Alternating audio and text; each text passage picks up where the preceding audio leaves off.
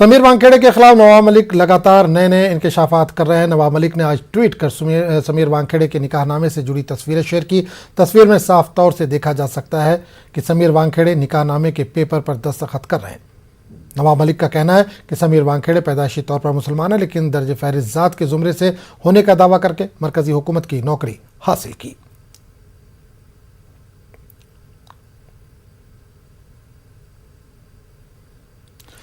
संयुक्त किसान मोर्चा के बैनर तले लखनऊ में किसान महापंचायत बुलाई गई है। शहर के इको गार्डन में ये महापंचायत हो रही है। भारतीय किसान यूनियन के कौमी तर्जुमान राकेश टिकैत ने आज कहा कि मरकजी वजीर अजय मिश्रा को बर्खास्त किया जाना चाहिए और MSP की गारंटी पर जल्द कानून बनाना चाहिए। आंदोलन के दौरान जो किसान शहीद हुए हैं, सरकार इनको मुआवजा दे।